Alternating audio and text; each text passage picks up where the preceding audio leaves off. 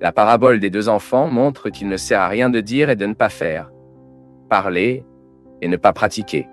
Le repentir et le compromis de la bouche ne valent rien.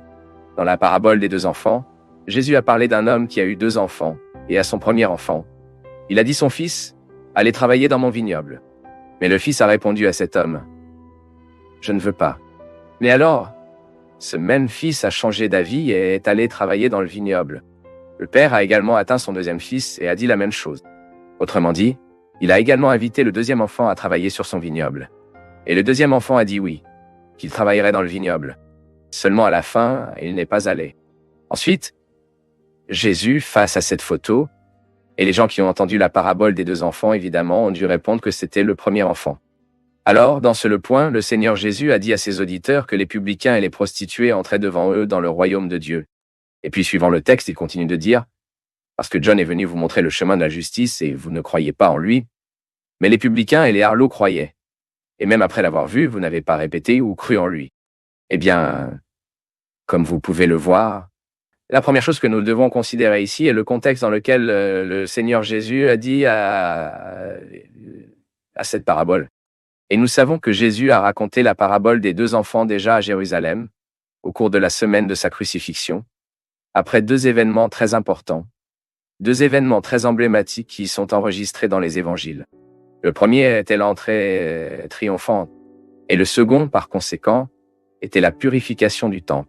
Et ces événements ont laissé les prêtres et les anciens des gens très en colère. Et ils étaient remettre en question le Seigneur Jésus sur quelle autorité il avait fait cela.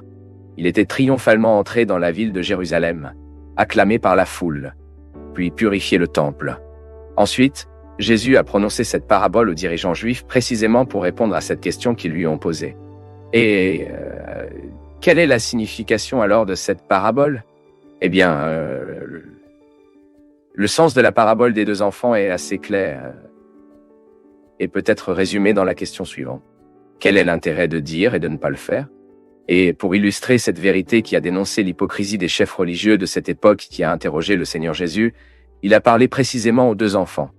Le premier enfant représentait des personnes méprisées par la société juive, c'est-à-dire les publicains, les pécheurs, les prostituées, c'est-à-dire les personnes qui étaient considérées comme indignes d'avoir une relation avec Dieu selon le point de vue de ces chefs religieux.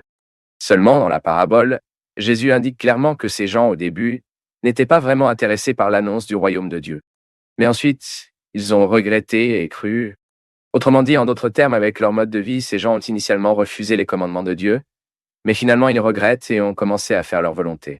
Le deuxième enfant, en revanche, représentait les chefs religieux hypocrites des Juifs, qui ont d'abord dit s'engager dans le royaume de Dieu, mais en réalité, ils étaient très loin de lui. C'est pourquoi ces chefs religieux ont agi comme un deuxième enfant. Apparemment, ils ont accepté de suivre la parole de Dieu, mais au final, le résultat n'était qu'une désobéissance. Et le Seigneur Jésus indique ceci clairement en disant que ces pécheurs méprisés, ces gens jugés indignes devant la société religieuse de Jérusalem à l'époque, entraient dans le royaume de Dieu avant ceux qui insistent pour maintenir une image apparemment irréprochable mais mortelle. Corrompus, ce dernier a dit qu'ils obéissaient à Dieu, mais ils n'obéissaient pas du tout à Dieu. Puis, selon la parabole des 2 enfants, le premier groupe avait trouvé le salut, tandis que le deuxième groupe a été dupe dans leur propre hypocrisie. Et que pouvons-nous réfléchir sur cette parabole des 2 enfants? Eh bien, nous pouvons apprendre ici que le vrai repentir ne se traduit pas seulement en mots, mais surtout en action. Autrement dit, il ne sert à rien de dire qu'il est attaché au royaume de Dieu. En fait, en être efficacement un participant et vivre selon cette nouvelle réalité. Il y a des gens qui disent aimer Dieu, faire la volonté de Dieu, servir Dieu, mais dans la pratique, cela n'est pas confirmé. Et ici, nous pouvons même citer l'exhortation que nous trouvons dans l'épître de James, où il dit ce qui suit, sont des praticiens de la parole et pas seulement des auditeurs.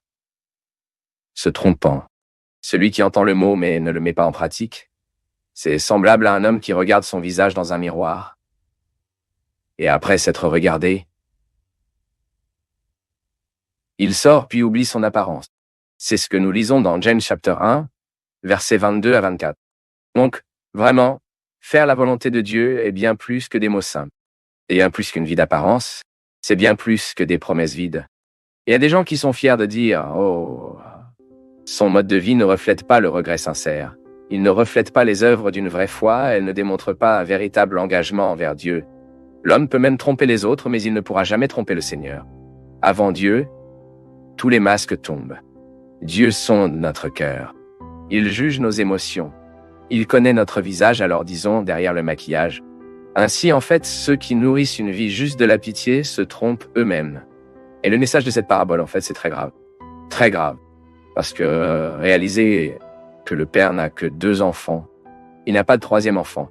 Soit nous sommes comme le premier enfant, soit nous sommes comme le 2e enfant. Il n'y a pas de 3e option. Eh bien, j'espère que vous avez compris le sens de la parabole des 2 enfants ici en un mot, non?